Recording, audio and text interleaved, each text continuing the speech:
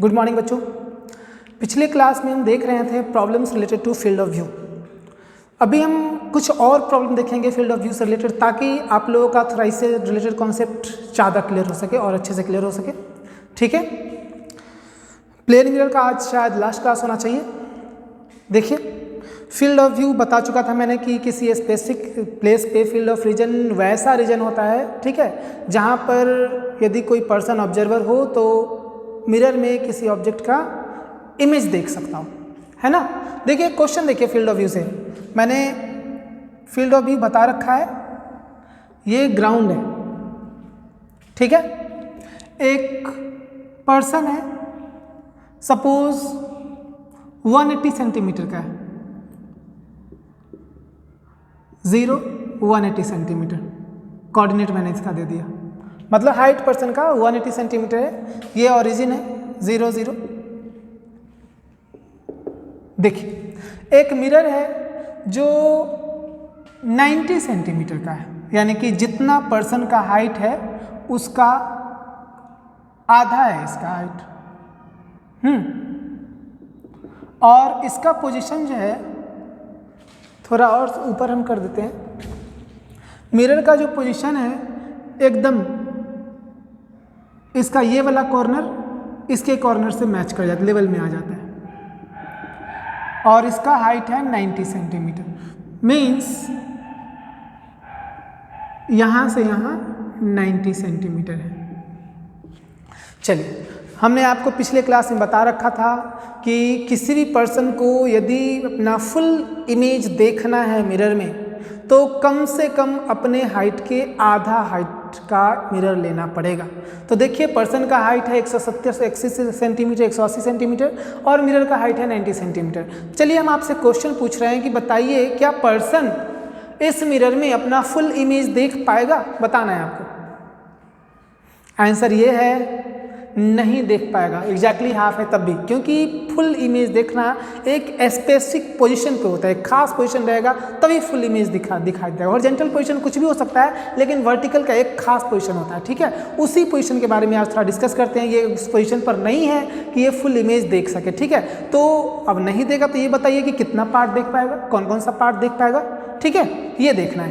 तो देखिए कैसे करते हैं। क्वेश्चन ये है कि पर्सन 180 सेंटीमीटर का है, क्वेश्चन लिख सकते हैं, ठीक है, कि the height of a man is 180 centimetre, the position of eye of the man is 10 centimetre below the head. ये 10 सेंटीमीटर आई का पोजीशन। A mirror of height 90 centimetre is placed in front of the person, ठीक है ना, in such a way that its lowermost edge is 90 centimeter from the ground. Okay, then find how much portion of his body the person can see in the mirror. देखिए कैसे बनाना है। सबसे पहले field of view draw कीजिए। Field of view draw करने के लिए क्या करना है आपको, इसके आई से रे निकालना है। देखिए निकालना आई से, रे हमेशा ऑब्जेक्ट से निकलता है लेकिन हम रिवर्स ले रहे हैं, एकदम रिवर्स ले रहे हैं। आई से एक रे निकालिए, 90 डिग्री ड्रॉ कीजिए, जितना ये एंगल होगा उतना एंगल बनाते हुए रिफ्लेक्ट हो जाएगा। यानी अपर लिमिट वहाँ तक गया फील्ड ऑफ व्यू का।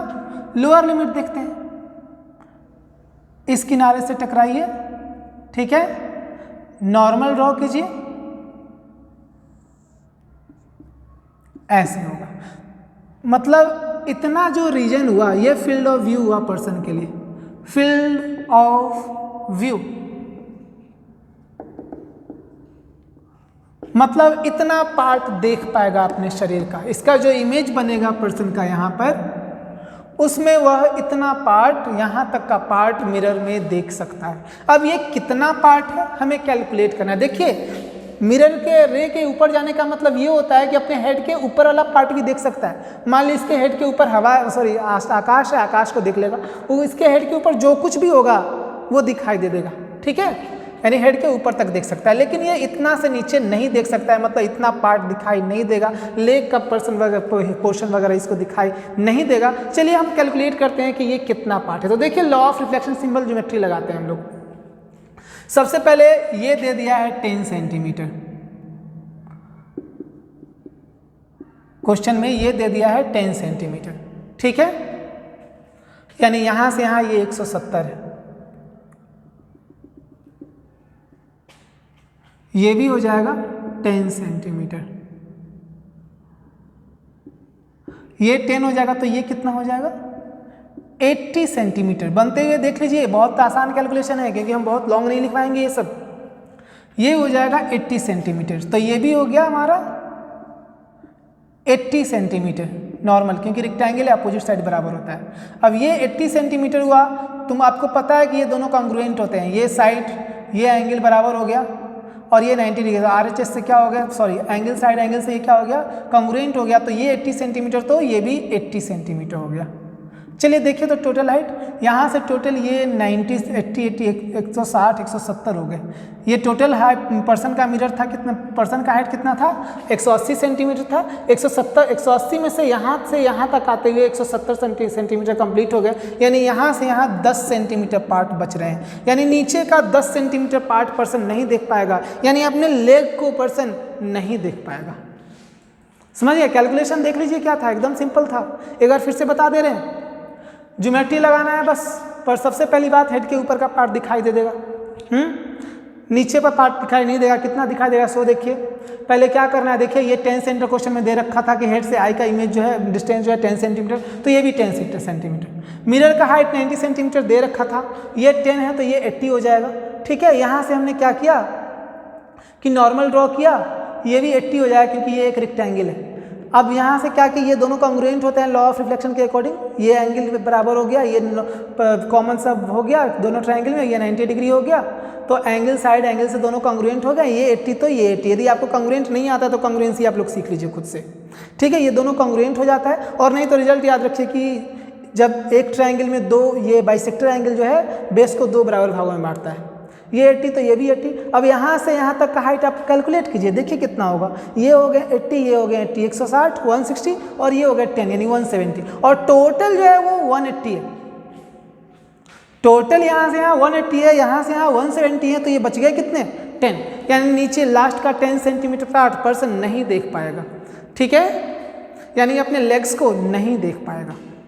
नोट कर लीजिए आप लोग, समझ लिए, नहीं समझ में आ रहा है दोबारा पॉज करके देख लीजिए, आपके बेहतरी के लिए कह रहे हैं। हम लोग आगे बढ़ते हैं, ठीक है।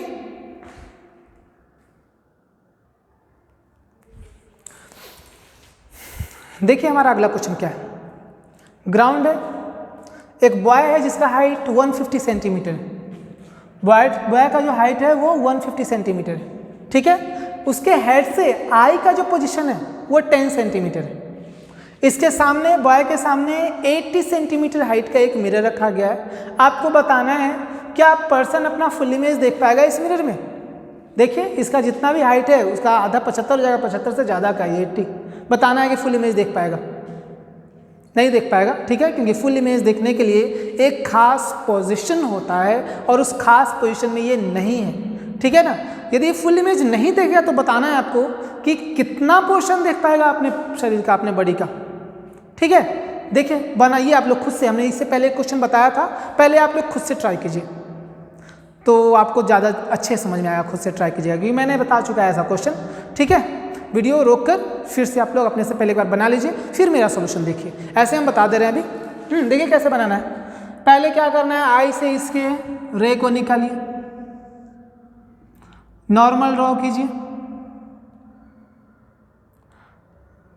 जितना एंगल ऑफ इंसिडेंस उतना एंगल ऑफ रिफ्लेक्शन, ये एंगल इक्वल टू ये एंगल। दूसरा जो है यहाँ से पास कराइए रे, और ये तो खैर ये पूरा ज़मीन दिख जाएगा इसका, ये यहाँ पर रिफ्लेक्ट हो जा रहा है ना, हम यहाँ पर लेना चाहिए था कॉर्नर पे, लेकिन दिखाने के लिए इतना ले लिए हैं। ये पूरा का पूरा ज़मीन दिख जाएगा। कहने का मतलब देखिए फील्ड ऑफ व्यू यहाँ से यहाँ के बीच में आ गया, मतलब फील्ड ऑफ व्यू जो है इतना रीजन है, इतना रीजन, यानी ये इस लाइन में जितना भी रीजन आएगा वो सब के सब दिखाई देंगे पर्सन को। ये ज़मीन भी दिखाई देगा इतना, ठीक है, यहाँ से यहाँ तक पर्सन को ज़मीन भी दिखाई देगा क्योंकि रे यहाँ तक पहुँच रहा है, ठीक है। और ये हाइट यानी यहाँ से इतना रीजन दिखाई दे देगा, यानी ये नीचे वाला पाँव वाला रीजन है और ये ज़मीन वाला रीजन है, इतना दिखाई देगा।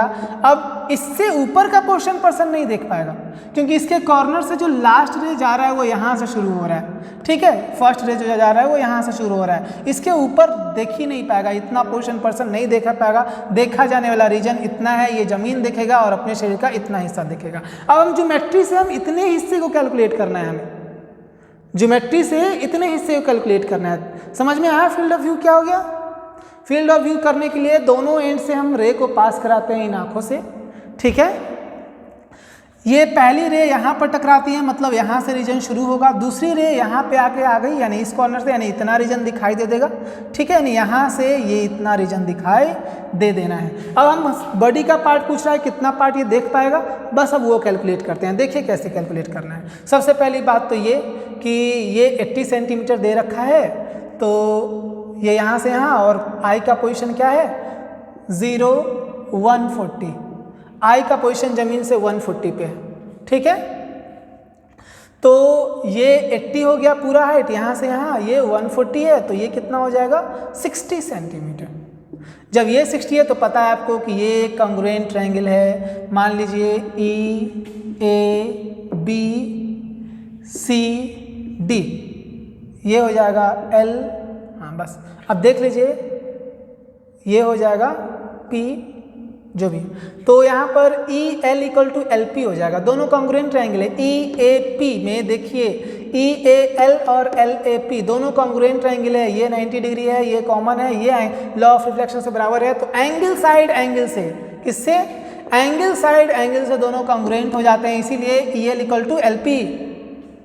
और नहीं तो एक बात याद रखिए, जिनको कॉन्ग्रुएंट नहीं आता है, कॉन्ग्रुएंसी नहीं आती है, कि किसी आइसोसेलेस ट्रायंगल में दो एंगल, इस बार आइसोसेलेस ट्रायंगल में क्या होता है कि बाइसेक्टर एंगल जो है बेस को बाइसेक्ट कर देता है, ठीक है। अब देखिए यहाँ पर क्या करना है, ये 60 तो ये भी 60 हो गया, किसी को डाउट नहीं होना चाहिए। अब देखिए यहाँ से यहाँ तक का हाइट कितना हो गया, 60 60 120 10 130, यहाँ से यहाँ तक का हाइट 130 है, देखिए, और यहाँ से यहाँ तक का हाइट 150 है। यहाँ से यहाँ तक का हाइट 130 है, यहाँ से यहाँ तक का हाइट, और यहाँ से यहाँ का हाइट 150 है, ठीक है। तो ये हाइट कितना हो जाएगा 20 सेंटीमीटर, यानी पर्सन सिर्फ और सिर्फ 20 सेंटीमीटर पार्ट देख पाएगा लास्ट का, और ये जमीन देखेगा बस, ठीक है। आप लोग पहले इसको खुद से बनाइए तो ज़्यादा अच्छा है, समझ में आएगा, ठीक है।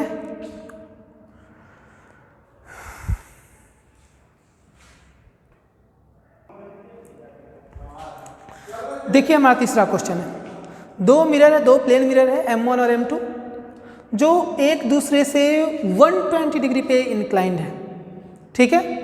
एक पॉइंट ऑब्जेक्ट है जो फर्स्ट मिरर के इस कॉर्नर से 90 डिग्री पे एकदम प्लेस किया गया है, ठीक है। एक ऑब्जर्वर है जो यहाँ पर है, मतलब 90 से ग्रेटर एंगल ही बना रहा है इस मिरर के साथ। आपको बताना है सबसे पहला क्वेश्चन, देखिए दो क्वेश्चन है। सबसे पहला क्वेश्चन कि इसमें कितने इमेज बनेंगे और उनका पोजीशन क्या होगा, एंगुलर पोजीशन, ठीक है। आप लोगों को मैंने एंगुलर पोजीशन कैलकुलेट करना बताया है।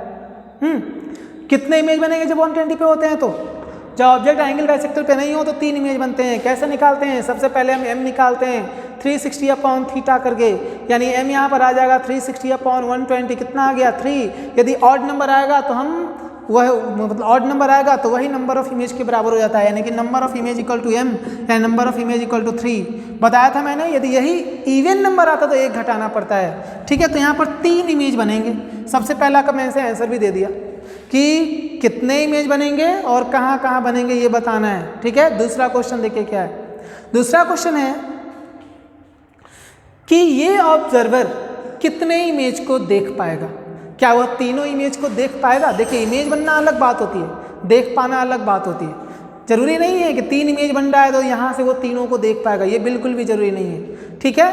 तो वही बताना है कितने इमेज बनेंगे, 3 तो बनने ही है, और कितने इमेज को देख पा रहा है, ठीक है। देख लीजिए इसका सॉल्यूशन कैसे बना रहे हैं इसको। देखिए सबसे पहले तो ये 90 डिग्री बना रहा है इस कॉर्नर से, इमेज उतने ही डिस्टेंस पर उतने ही एंगुलर पोजीशन के साथ I1 बन जाएगा 90 डिग्री पे, ठीक है, 0 माइनस 90 डिग्री। यदि हम इधर से इधर पॉजिटिव मानते हैं तो इधर से इधर नेगेटिव मानना पड़ेगा। ठीक है, उसके बाद एक डायरेक्ट इमेज यहाँ पर बनेगा। यहाँ से कितना डिग्री, 30 डिग्री बना रहा है, तो यहाँ से 30 डिग्री बनाते हुए यहाँ पर जाएगा, यहाँ पर जाएगा इमेज I2। पोजीशन क्या हो जाएगा, यहाँ से ये कितना था जी इस मिरर के लिए, यहाँ से ये 30 डिग्री हो जाएगा, मतलब इस मिरर से हो जाएगा 150 डिग्री। 150 डिग्री, ये 0 मैंने क्यों लिखा भाई, 150 डिग्री। ठीक है, दो इमेज का पोजीशन तो मैंने दिखा दिया। अब तीसरे इमेज का देखिए कैसे बनता है पोजीशन। पहले क्वेश्चन ये बताइए, इसको हम गंदा नहीं करेंगे, इधर देख लीजिए, ये मिरर है, क्या इस पॉइंट से निकलने वाला कोई भी ऐसा रे है जो इस मिरर से टकराने के बाद इस मिरर में टकराए? कोई भी ऐसा रे, ऐसे ले जाओ चाहे ऐसे ले जाओ, कोई भी ऐसा रे है जो इस मिरर से टकराए M1 और टकराने के बाद M2 के पास जाए, या ऐसा ही कोई रे ऐसे आ जाए, देखिए 90 पे है तो 90 पे फॉल होता है तो अपने ही पाथ पे वापस आ जाए। देखिए ये लास्ट वाला रे जो है, जो 90 पे आ रहा है, लास्ट वाला रे एकदम लास्ट कॉर्नर से, ठीक है, ये भी बेचारा बिना टकराए हुए ऐसे ही निकल जा रहा है। ठीक है, और इसके इधर कोई भी रे लोगे इधर ऐसे, ठीक है, तो वो इधर ही जाएगा। इसके इधर का कोई भी रे लोगे तो इसके इधर ही जाएगा, और लास्ट कॉर्नर से रे लोगे तो अपने पाथ पे वापस आ जाएगा। यानी ऐसा कोई भी रे नहीं है जो इस मिरर से टकराने के बाद इस मिरर से टकराता हो।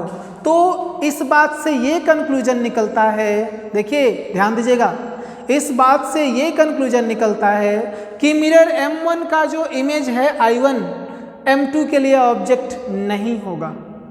इस बात पे गौर कीजिए, यदि कोई भी ऐसा रे ना मिले जो M1 से टकराने के बाद M2 की तरफ जाए, इसका मतलब होता है कि इस मिरर का जो इमेज है इसके लिए ऑब्जेक्ट नहीं होगा।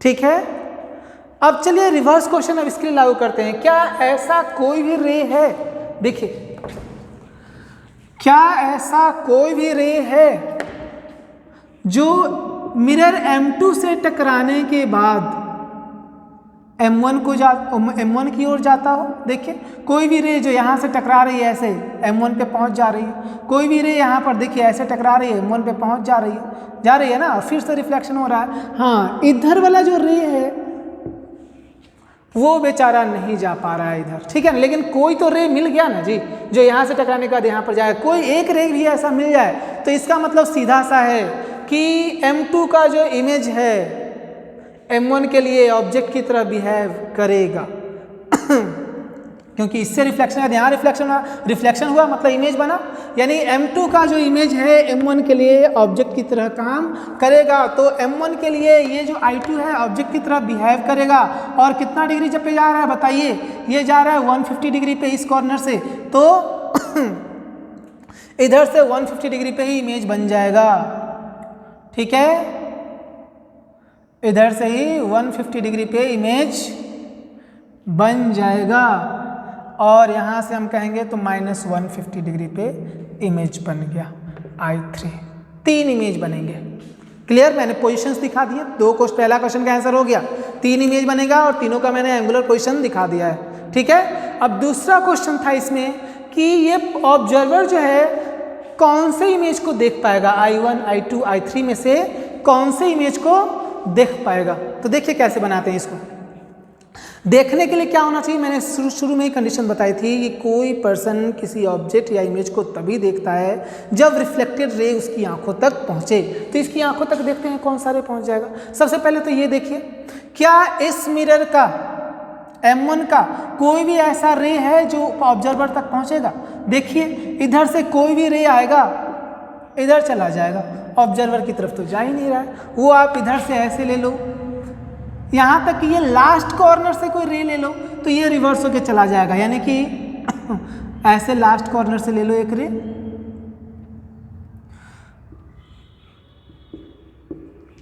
यानी कि इसका फील्ड ऑफ व्यू जो था इतना था मिरर M1 का फील्ड ऑफ व्यू, और इस फील्ड ऑफ व्यू से बाहर है ऑब्जर्वर, यानी ऑब्जर्वर जो है मिरर M1 का कोई भी इमेज नहीं देख पाएगा। तो मिरर M1 का ये इमेज जो है I1 बन रहा है, ऑब्जर्वर नहीं देख पाएगा। ठीक है, चलिए अब देखते हैं कि मिरर M2 में देख पाएगा क्या। तो वही क्वेश्चन फिर से डालिए। ठीक है, हम फिर से इसका डायग्राम बनाते हैं। ये 90 डिग्री है, ऑब्जर्वर है यहां पर। देखिए तो इसके लिए फील्ड ऑफ व्यू ड्रॉ कीजिए। तो इसका फील्ड ऑफ व्यू यहां से एक रे ले जाइए, ऐसे रिफ्लेक्ट हो जाएगा। यहां से एक रे ले जाइए, ऐसे ही वापस आ जा, सॉरी, यहां से एक रे ले जाइए, ऐसे होके ऐसे निकलेगा, है ना। इस मिरर से देख लीजिए, मैंने रिफ्लेक्ट कराया। सो ये मिरर M2 था, इस कॉर्नर से रिफ्लेक्ट कराया तो रे ऐसे गया, और इस कॉर्नर से रिफ्लेक्ट कराया तो रे ऐसे गया। अब इन दोनों के बीच में फील्ड ऑफ व्यू वाला रीजन ये है M2 के लिए। फील्ड ऑफ व्यू M2 के लिए इस कॉर्नर से इधर पास कराएं, इस कॉर्नर से इधर पास कराएं, इन दोनों के बीच में जो कोई भी होगा, ठीक है, उसको इसका इमेज दिखाई दे देगा। ये पर्सन इस रीजन में है तो M2 में दिखाई दे देगा। ठीक है, यहाँ से एक रे निकालेंगे भाई, तो यहाँ से जाएगा ना ऐसे, हाँ, यानी रीजन में आ गया ना, फील्ड ऑफ व्यू वाले रीजन में ये ऑब्जर्वर। तो इसमें जो इमेज बना है I2 ये पर्सन देख पाएगा। या इन शॉर्ट इतना देख लीजिए कि इससे निकलने वाला इस ऑब्जेक्ट से, मिरर से टकराने वाला कोई भी ऐसा रे है जो पर्सन तक पहुंचेगा, कोई भी ऐसा रे जो पर्सन तक पहुंचता है रिफ्लेक्शन के बाद, कोई भी ऐसा रे है जो पर्सन के पास पहुंचता है रिफ्लेक्शन के बाद, यानी ऑब्जर्वर तक पहुंचता है, तो पहुंचने का सीधा सा मतलब है कि ये इमेज दिखाई दे रहा है पर्सन को। ठीक है, तो I2 दिखाई दे देगा इस ऑब्जर्वर को, क्योंकि कोई ना कोई रे ऐसा जरूर मिलेगा जो इस मिरर से टकराने के बाद ऑब्जर्वर के पास जा रहा है या आई के पास जा रहा है, कोई ना कोई ऐसा रे है। यही कॉन्सेप्ट मैंने फील्ड ऑफ व्यू बताया था। ठीक है, चलिए दूसरा इमेज देख लेगा, मतलब I2 को देख लेगा पर्सन। अब बात करते हैं I3 देखेगा कि नहीं। तो देखिए तो I3 बना है मल्टीपल रिफ्लेक्शन से, हम मिटा रहे हैं फिर से। I2 कंफर्म हो गया है। वीडियो आप पॉज करके फिर से देख लीजिए, समझ में नहीं आ रहा है, हम डायग्राम मिटाने जा रहे हैं। हम बात करते हैं उसके बाद, बात करते हैं इसके बाद हम लोग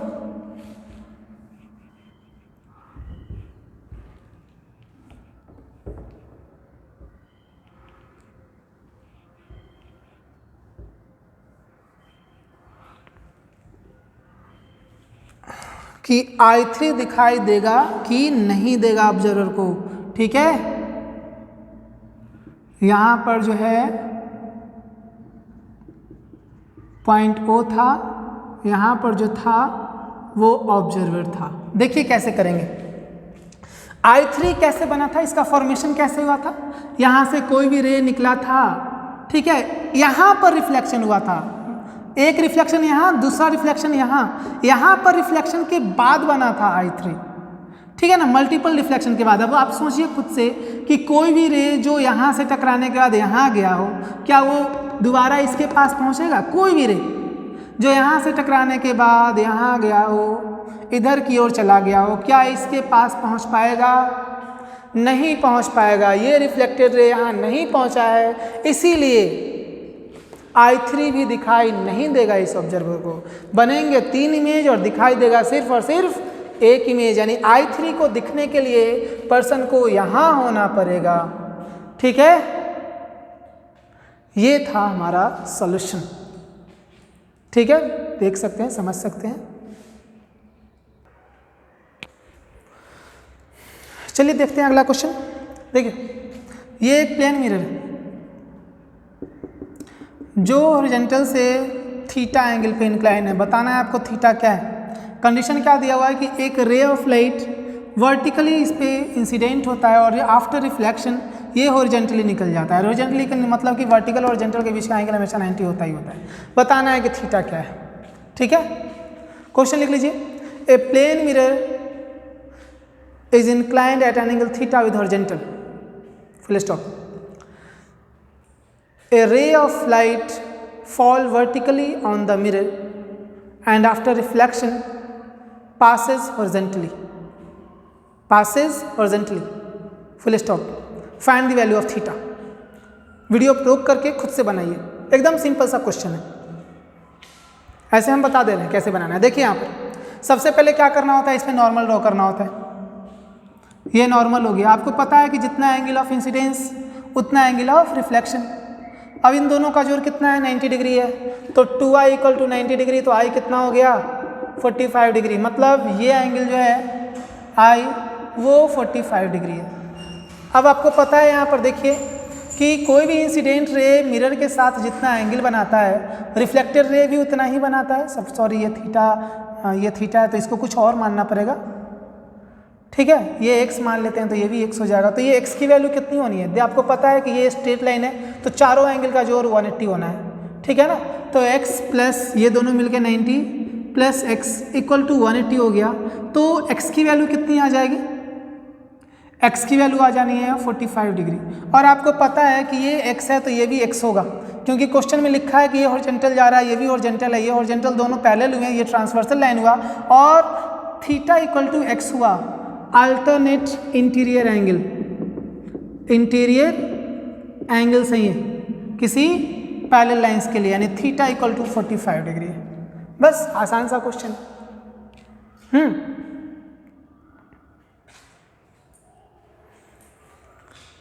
नोट कर लीजिए।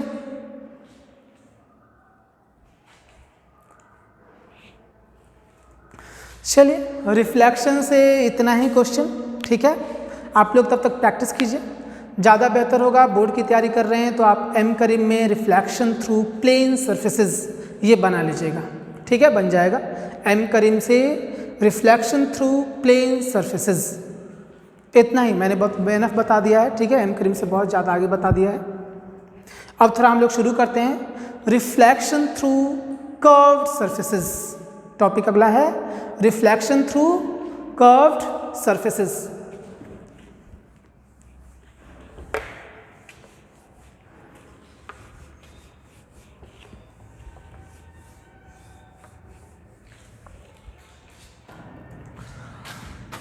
रिफ्लेक्शन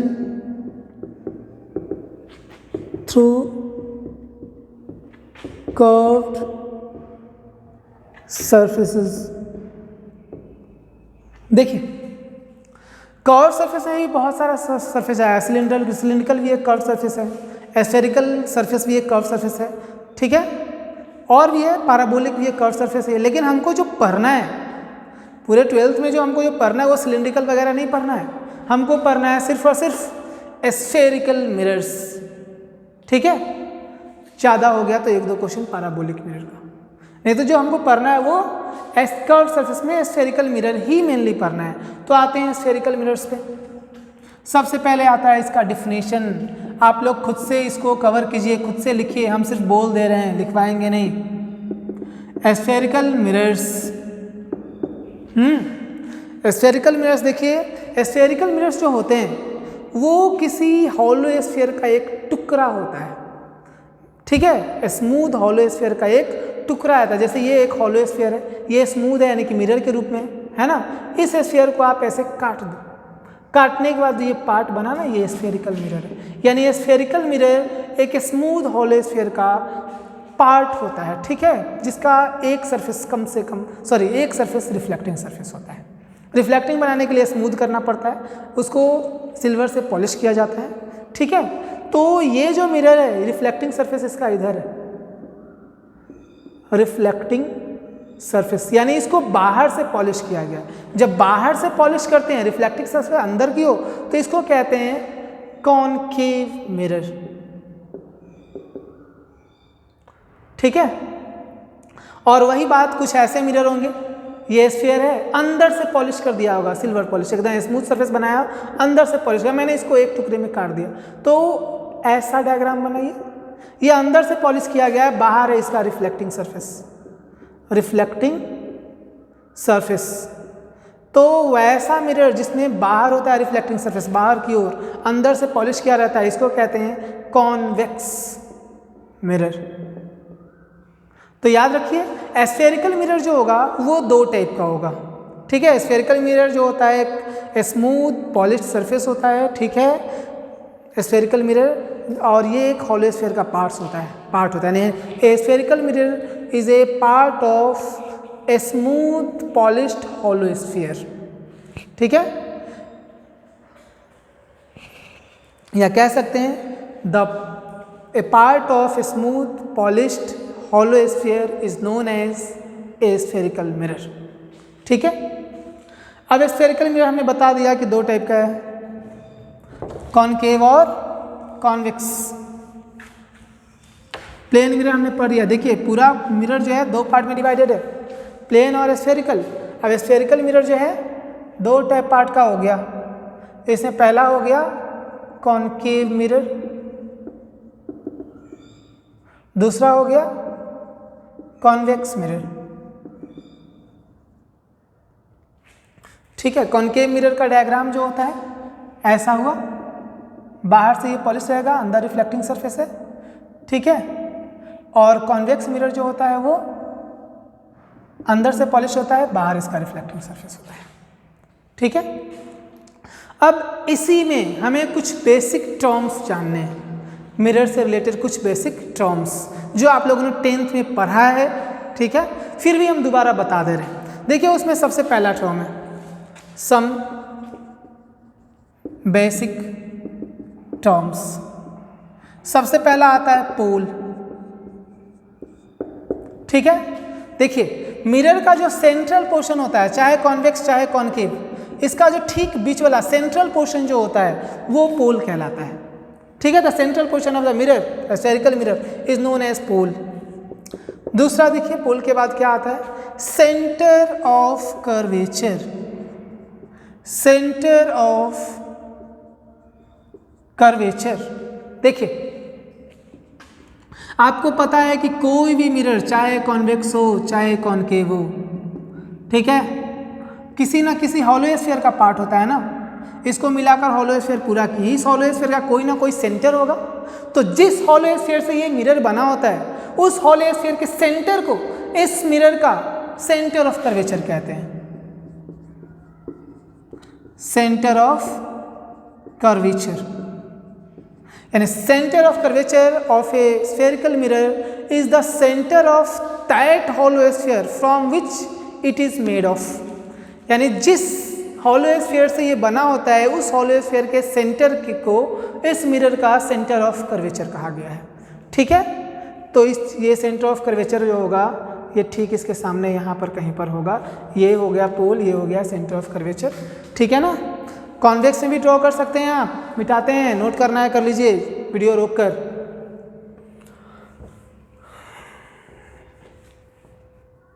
ये कॉन्वेक्स में ही कर सकते हैं हम, सेंट्रल पार्ट पोल कहलाएगा, ठीक इसके सामने क्या है, सेंटर ऑफ कर्वेचर है, ठीक है ना। चलिए तीसरा टर्म आता है रेडियस ऑफ कर्वेचर, ठीक है। देखिए हमने आपको बताया था कि एक स्फेरिकल मिरर जो होता है हॉलो स्फीयर से बना होता है, उस हॉलो स्फीयर का कुछ ना कुछ रेडियस होगा ना जी। तो इस हॉलो स्फीयर का जो रेडियस होता है, यही डिस्टेंस, यही लेंथ फ्रॉम द पोल, यही लेंथ जो होता है या डिस्टेंस जो होता है वो centre of curvature radius of curvature कहलाता है स्फेरिकल मिरर का। यानी हम कह सकते हैं radius of curvature is the distance between pole and centre of curvature of the spherical mirror. या यूँ कह सकते हैं the radius of curvature of a spherical mirror is the radius of hollow sphere from which it is made of. यानी जिस hollow sphere का part होता है स्फेरिकल मिरर, उस हॉलो स्फीयर के रेडियस को कहा जाता है radius of curvature of the spherical mirror. Basically standard definition यही होगा, the distance between pole and centre of curvature is known as radius of curvature of the spherical mirror, ठीक है। ये हो गया तीसरा टर्म। चलिए चौथा टर्म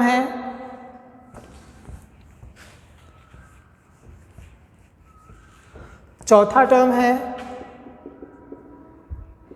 प्रिंसिपल एक्सिस, ठीक है, प्रिंसिपल एक्सिस है, यूं कहिए कि लाइन है, ठीक है। The line joining pole and centre of curvature is known as principal axis of the mirror. ये एक लाइन है, लाइन सेगमेंट नहीं है, लाइन है, ठीक है। The line joining principal and centre of pole and centre of curvature of the mirror is known as principal axis. ये principal axis कहलाएगा, ठीक है। चौथा टर्म है हमारा प्रिंसिपल फोकस या सिंपल फोकस। तो देखिए प्रिंसिपल फोकस क्या होता है, देखिए क्या होता है। जब कभी भी पैरेलल रेज पैरेलल रेज किसी कॉनकेव मिरर पे पड़ता है, कॉनकेव मिरर की बात कर रहे हैं, जब कभी भी कोई पैरेलल रेज कॉनकेव मिरर पे पड़ता है तो ये पैरेलल रेज मिरर से रिफ्लेक्शन के बाद एक पॉइंट पे जाके फोकस हो जाती है, एक पॉइंट पे जाके मिल जाती है। इसी पॉइंट का नाम है focus of the concave mirror या principal focus of the concave mirror. Convex mirror में मिलती नहीं है ऐसे। कॉन्वेक्स मिरर में देखिए क्या होता है कि जब कभी भी कोई पैरेलल रेज इस पे इंसिडेंट होता है तो रिफ्लेक्शन के बाद ऑब्जर्वर मान लीजिए यहाँ है तो उसे ऐसा मालूम पड़ेगा कि ये किसी खास पॉइंट से आ रही हैं, खास पॉइंट से आती हुई मालूम पड़ रही हैं, उन्हें ऐसा मालूम पड़ेगा। तो ये खास पॉइंट फोकस कहलाएगा कॉन्वेक्स का, ठीक है। इसका डिफिनीशन अलग है। इसमें एक पॉइंट पर मिलती है रिफ्लेक्शन के बाद, इसमें रिफ्लेक्शन के बाद एक पॉइंट से आती हुई मालूम पड़ती है, उसी पॉइंट को कहा गया है प्रिंसिपल फोकस। यानी इन जनरल हम कह सकते हैं दोनों को मिलाकर कि प्रिंसिपल फोकस किसी स्फेरिकल मिरर के लिए वो पॉइंट है, ठीक है ना, जहां पर कोई parallel beam of light reflection के बाद मिलती है या रिफ्लेक्शन के बाद वहाँ से आती हुई मालूम पड़ती है, ठीक है। किसी स्फेरिकल मिरर के लिए फोकस वह पॉइंट है, ठीक है, जहाँ पर रिफ्लेक्शन के बाद या तो मिलती हुई मालूम पड़ती है पैरेलल बीम ऑफ लाइट, मिलती मालूम नहीं पड़ती, मिलती है, या फिर वहाँ से आती हुई मालूम पड़ती है, ठीक है। When a parallel beam of light incident on a spherical mirror, then the point at which it meet or from which it appears to come from is known as principal focus, ठीक है। Principal focus के बाद आता है हमारा focal length. अगला term है हमारा फोकल लेंथ। फोकल लेंथ होता है the distance between pole and focus. The distance between pole and focus of a spherical mirror is known as its focal length, ठीक है। और याद रखिएगा फॉर स्मॉल मिरर्स और for paraxial rays F = R/2। सिर्फ paraxial raise का मतलब होता है जिसके लिए एंगल ऑफ इंसिडेंस कम हो। ये हमेशा वैलिड नहीं होता है। 10th तक तो वैलिड था अप्रॉक्सीमेशन के साथ, 12th में हमेशा नहीं कहेंगे। कंडीशन होना चाहिए कि एंगल ऑफ इंसिडेंस जो होना चाहिए बहुत ही कम हो, 10 डिग्री से कम हो, ठीक है, तभी F = R/2 हम लोग वैलिड मानेंगे, यानी पैरेक्सियल रेज के लिए वैलिड मानेंगे F = R/2, ठीक है। ये रिलेशन होता है फोकल लेंथ और रेडियस ऑफ कर्वेचर में किसी स्फेरिकल मिरर के लिए। चलिए हम यदि टर्म लाए हैं तो उस टर्म को भी डिस्कस कर दे रहे हैं, paraxial rays and marginal raise.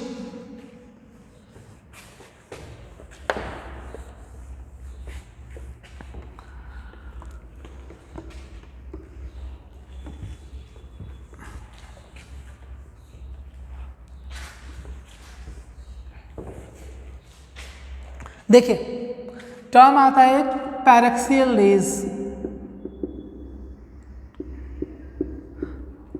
ये वैसे रेज हैं, ठीक है, जिनके लिए एंगल ऑफ इंसिडेंस बहुत ही कम होता है, 10 डिग्री से कम ही होता है, ठीक है। जैसे देख लीजिए कोई रे है, मान लीजिए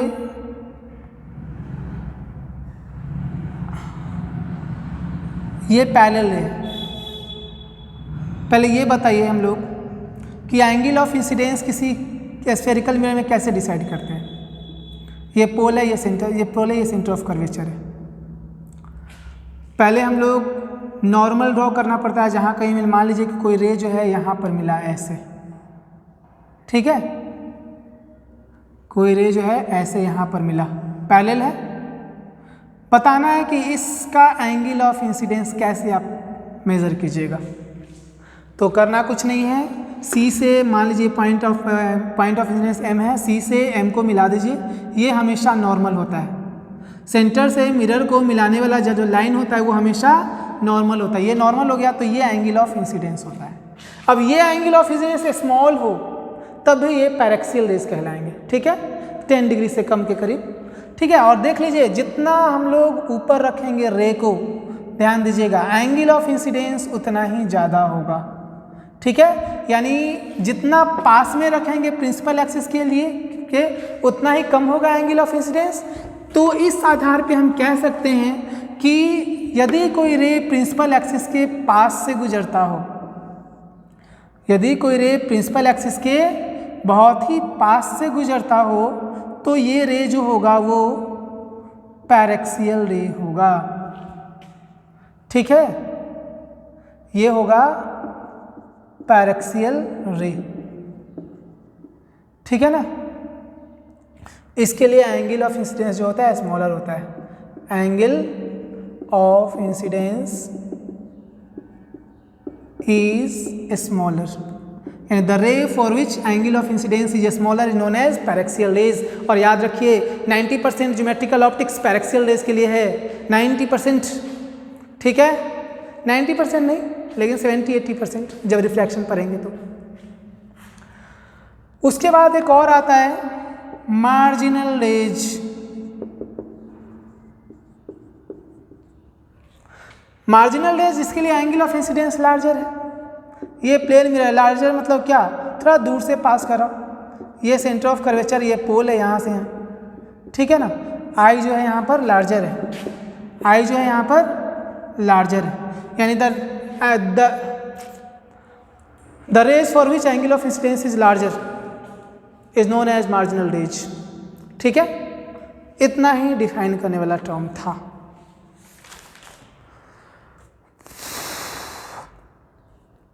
एक और टर्म बच गया एपर्चर।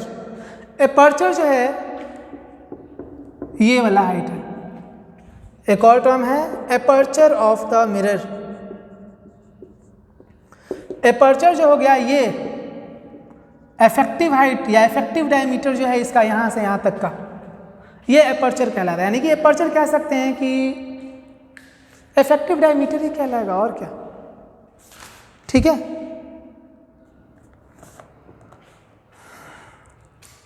तो ये डायमीटर किसका है याद रखिएगा, ये डायमीटर मिरर का नहीं है, ये डायमीटर उस एरिया का है जितना एरिया पर लाइट पड़ सकता है, ठीक है। The effective diameter of the area on which light can fall, the effective diameter of area on which the light can fall is known as aperture. ये एपर्चर डायमीटर जो है स्फेरिकल मिरर का नहीं होगा, नहीं तो गलती हो जाएगा, आप हमेशा ले लीजिएगा रेडियस का 2 गुना। ये इफेक्टिव डायमीटर, ये लाइट जो पड़ेगा ये एक सर्कुलर रीजन होगा, चाहे जो भी रीजन होगा उसके डायमीटर को कहेंगे एपर्चर, ठीक है। चलिए आगे बढ़ते हैं हम लोग। कुछ एक्स्ट्रा टर्म जो आप लोग 10th में पढ़ चुके हो, आज एक क्लास डिफिनीशन में ही खत्म हो जाएगा। चलिए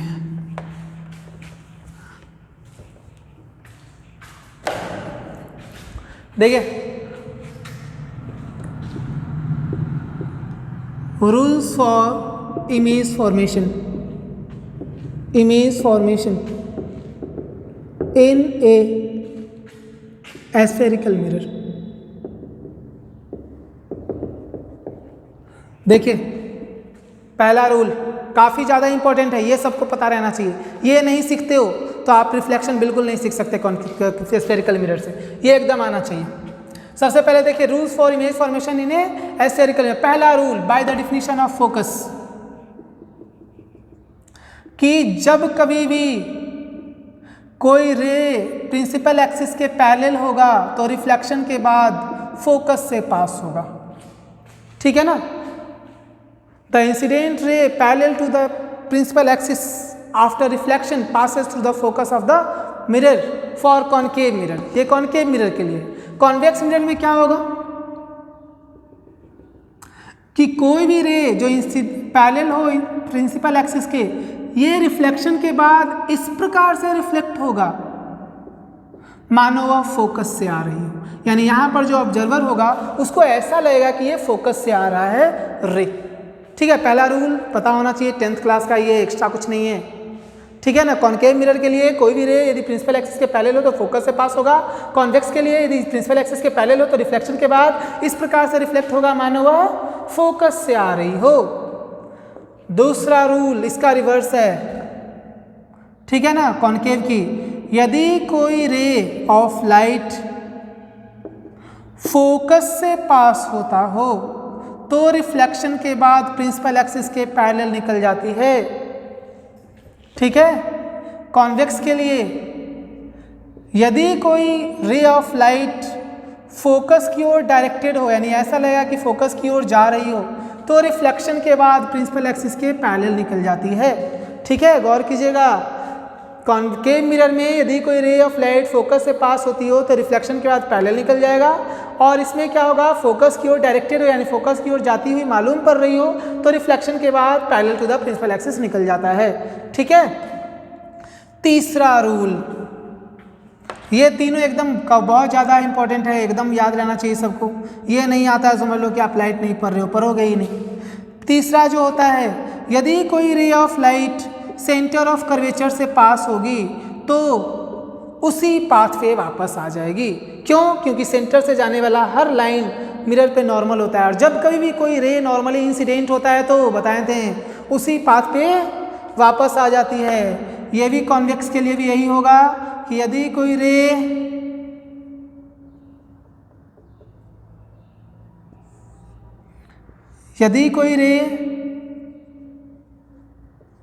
सेंटर ऑफ कर्वेचर की ओर जा रही हो तो रिफ्लेक्शन के बाद उसी पाथ पे वापस आ जाती है, ठीक है। ऐसा होता है। ये 3 रूल हो गए, ये एकदम तीनों बेसिक रूल कंठस्थ होना चाहिए, नोट कर लीजिए, इंपॉर्टेंट है काफ़ी, ये तो नोट रहना ही चाहिए एकदम, हाँ, क्योंकि बेस यही है पूरे रिफ्लेक्शन का। चलिए बताते हैं चौथा रूल।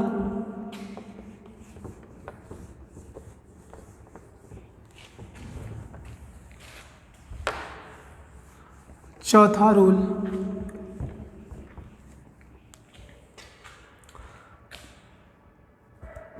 चौथा रूल ये है कि कोई भी रे, देखिए पोल पे इंसिडेंट होता हो ऐसे, तो लॉ ऑफ रिफ्लेक्शन को फॉलो करते हुए रिफ्लेक्ट होगा, मतलब जितना एंगल ये उतना ही एंगल ये। इस बात पे ध्यान दीजिएगा, यदि एंगल आप बराबर नहीं कीजिएगा तो रे डायग्राम गलत हो जाएगा, ठीक है। ये चौथा रूल है कि पोल पे इंसिडेंट होता है तो लॉ ऑफ रिफ्लेक्शन को फॉलो करेगा, जितना एंगल ये उतना ही एंगल ये होगा, ठीक है। ऐसे तो लॉ ऑफ रिफ्लेक्शन हमेशा रिफ्लेक्शन फॉलो होता है, हमेशा ही, चाहे इस पॉइंट पे जाए चाहे इस पॉइंट पे जाए। आपको पता है कि प्रिंसिपल एक्सिस नॉर्मल है मिरर पे, क्योंकि प्रिंसिपल एक्सिस भी तो सी से ही पास होता है तो नॉर्मल तो होगा ना, तो ये एक तरह से नॉर्मल हो गया, ठीक है।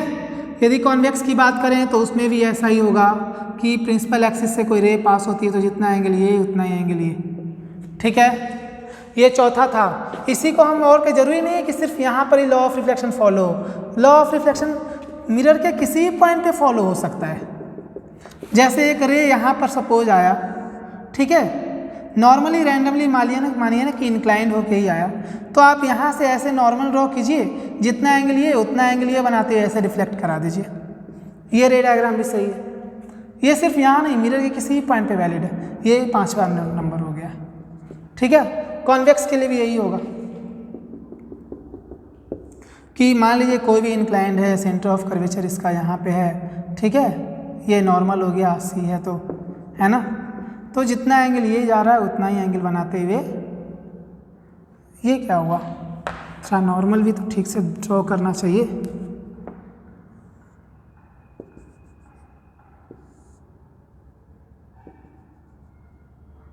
ये सपोज ऐसे तो ये ऐसे चला जाएगा और क्या, ठीक है। तो ये है हमारा बेसिक टर्मिनोलॉजी।